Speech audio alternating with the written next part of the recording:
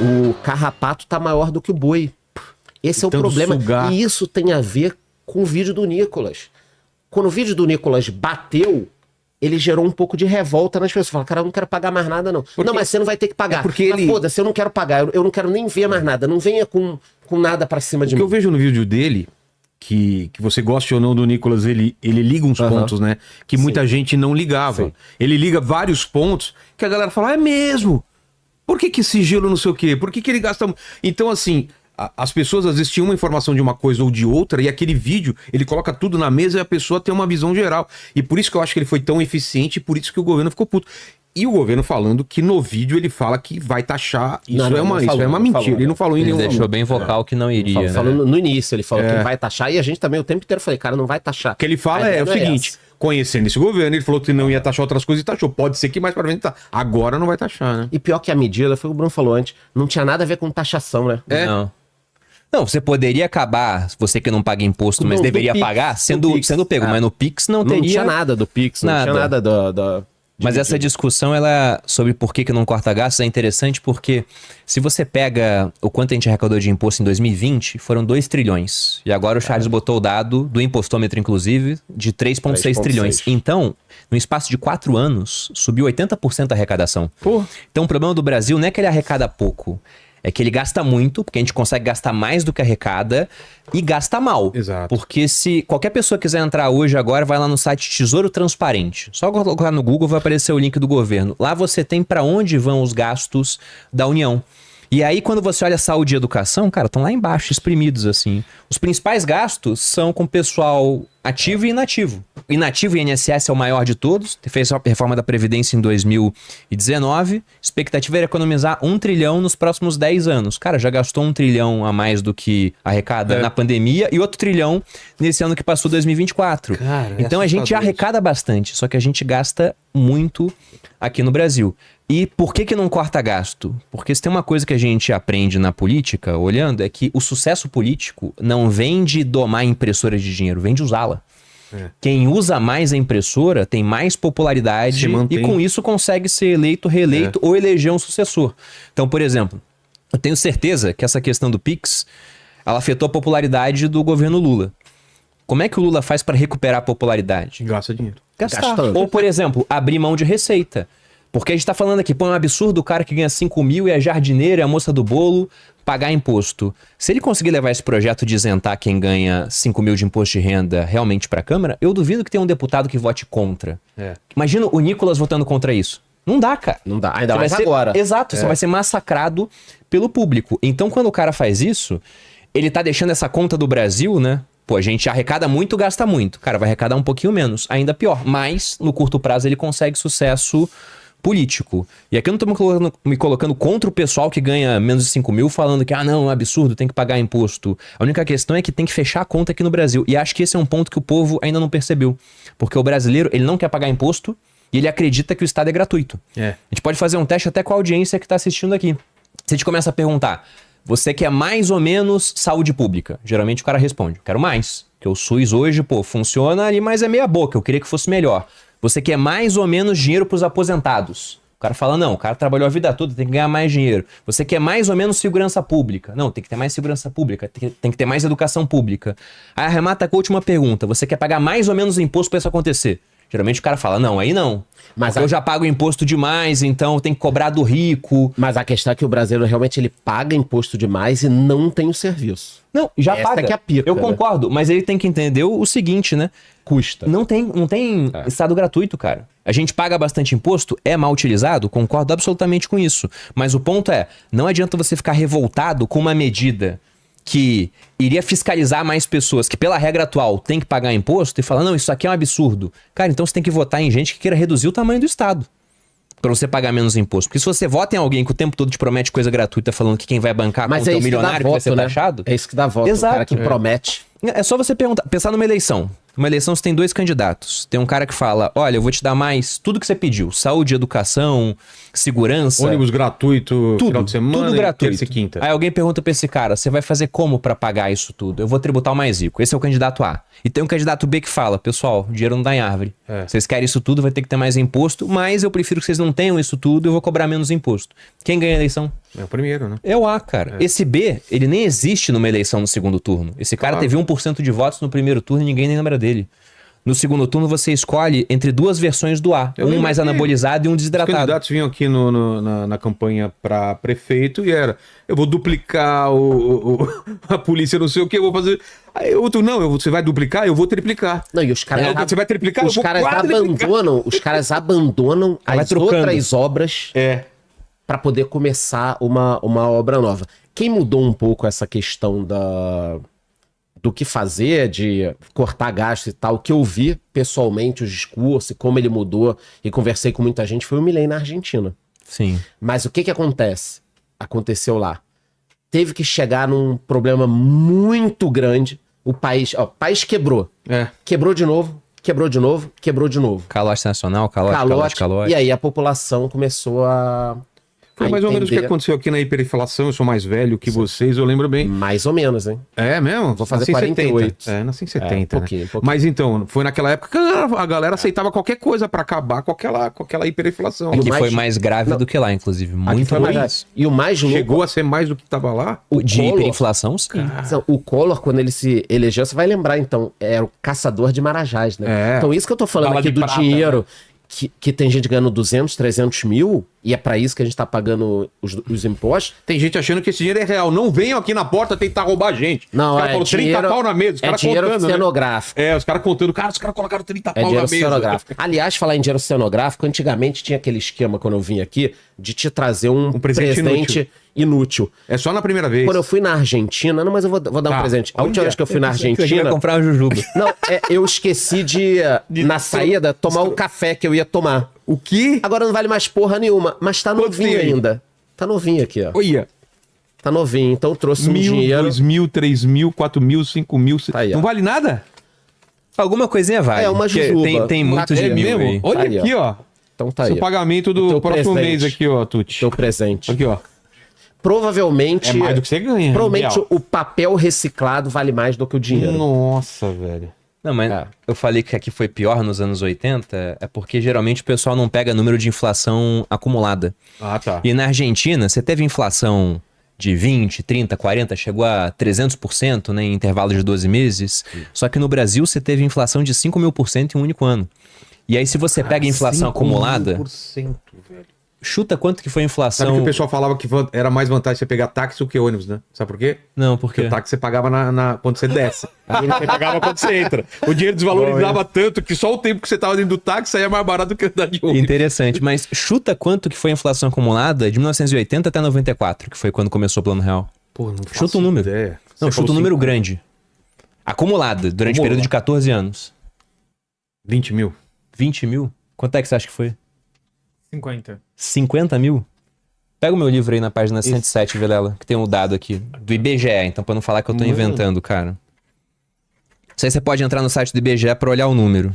A inflação acumulada, ela foi de 13 trilhões, 342 bilhões, 346 milhões, 717.671,7%.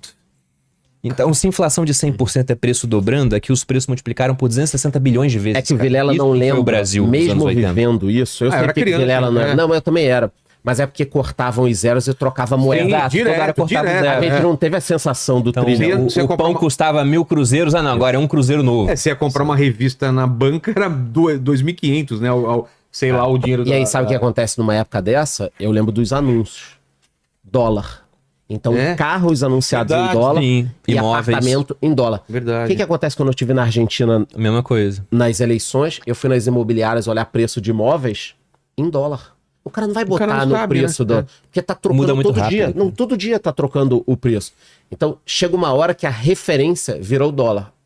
O próprio país abandona a moeda local. Ela fica ali só no supermercado, no giro rápido. Você lembra dos caras remarcando o preço? Eu também me lembro da minha infância. A gente ia direto. fazer compras, saía correndo. Porque realmente, do momento que você entrava no supermercado até sair do supermercado, o preço das Os coisas caras era estavam outro. remarcando, Você né? tinha que Os ser caras mais estavam rápido que o remarcador. É. E congelamento de preço direto, né? Que, aliás, ainda tentam, né? Na Argentina tentaram, E não na dá Venezuela certo, né? tentam. E aqui no Brasil, eu não descarto que a gente não tenha um programa aqui, sei lá, daqui a um ano ou dois, dependendo, É mesmo? discutindo congelamento de Antes preço. de eleição, cara. Vale tudo. Teve né? de carne, né? O combustível. Hoje, pronto. É. O petróleo deu uma subida nas últimas semanas, saiu de $70 para $80. O dólar subiu, 5,80 para 6 e pouco, agora até deu uma quedinha. Então o que acontece? A Petrobras deveria ter subido o preço. Eu olhei hoje, o preço está 21% abaixo do que deveria já ter subido. O que o governo está fazendo? Ele, de alguma forma, está controlando os preços para que isso não bata na inflação. Mas, cara, toda vez que você controla o preço, alguém está tendo um prejuízo. No caso, o acionista da Petrobras vai estar abrindo mão de resultado porque não remarcou o preço. Cara. E vai estourar lá na frente. Se o petróleo continuar na faixa dos $80 e o dólar a 6, todo dia você está deixando de ganhar 20%. Você tá ali. Você pode acessar o site, mostra lá a diferença do preço da gasolina e do diesel. Só que se você reajusta o diesel, o que acontece? 70% do frete brasileiro é rodoviário. Sim. Então, reajustou o diesel, preço do tomate, cebola, Tudo aumenta. PVC, tudo vai subir, porque o combustível bate na veia, né? E o governo já tá com um problema de inflação, né? Então ele não pode deixar subir. Ô, Tuti, manda umas perguntas aí pra gente continuar o assunto aqui. Ó, vamos lá. Tem várias aqui. Vocês estavam falando de Drex e o Fernando falou. Drex viola o sigilo bancário. Então, falaram a mesma coisa do Pix, né? Mas tem que ver como é que vai funcionar, porque no Pix, eles não quebram o seu sigilo quanto a pra onde tá indo, de onde vem, eles só montavam pacotes mostrando, olha, transferências entre contas de mesma titularidade era tanto, entre contas de outras titularidades era tanto. Agora, teve deputado que entrou com a ação de inconstitucionalidade por conta disso, falando que violava o sigilo, mas é uma discussão jurídica, né? Isso aí extrapola a minha área de atuação. Ó, o Júlio fala, a saída é começar a usar Bitcoin? É um caminho que, na minha opinião, é meio que sem volta de criptomoeda. Porque se o cara ele descobriu que estava sendo monitorado e pensou, a norma saiu, mas ele viu agora que ele continua sendo monitorado e ele não quer, então seria um caminho. Só que é um caminho que para muita gente ainda é complexo. E tem muito governo querendo chegar também no Bitcoin, né? Tem governo querendo montar reserva, né? O Trump vai assumir no dia 20, durante a campanha eleitoral, e aí vamos ver se foi só retórica ou se vai ser de fato uma medida, mas ele falou que ia criar uma reserva estratégica de Bitcoins nos Estados Unidos. E a gente vai descobrir em breve se isso vai acontecer ou não, né, no governo Trump. Mas o ponto do Bitcoin é que pro dia a dia, eu não considero que ele é um meio de pagamento eficiente. Porque se você pega as funções de uma moeda, são 3 funções. Ela tem que ser um meio de troca, vou trocar as coisas contigo, né? Quero comprar essas jujubas, te dou o dinheiro. Tem que ser uma unidade de conta, você tem que conseguir exprimir os preços das coisas naquela unidade. Aqui no Brasil a gente usa o real. Na década de 80 a gente perdeu a moeda como unidade de conta. Tinha que usar o dólar para movimentar, para negociações de imóveis, por exemplo. E também tem que ser uma reserva de valor, que é onde as moedas fiduciárias, moedas de governo, todas pecam hoje em dia, porque elas perdem valor muito rápido. Algumas mais rápido do que outras. O real mais rápido do que o dólar, o peso argentino perdeu nos últimos anos mais rápido do que o real. O Bitcoin, na minha opinião, ele é uma ótima reserva de valor. Porque se você pega desde a sua criação, o valor dele só subiu. Então você volta lá atrás, em 2010, 10 mil bitcoins compraram 2 pizzas. Hoje em dia, 10 mil bitcoins compram as pizzarias do Brasil inteiras. E sobra troco. Então, como reserva de valor é bom. Agora, como meio de troca, se eu fosse, por exemplo, comprar essas jujubas em Bitcoin, cara, a taxa de transferência acho que ficaria maior do que o preço da jujuba. Então, para negociação de baixo valor não é muito bom. Mas para países, a Rússia quer negociar com a Austrália, e a Rússia não tem dólar porque depois da invasão da Ucrânia ficaram sem. Ela poderia pagar em Bitcoin. Porque se a taxa de transferência é R$10 para uma transação das jujubas aqui, que custaria 5, para 1 bilhão continua sendo R$10. Então, com certeza, para fugir de monitoramento, vai ter muita gente usando Bitcoin no futuro. Para coisas lícitas e ilícitas. Igual acontece com o dinheiro.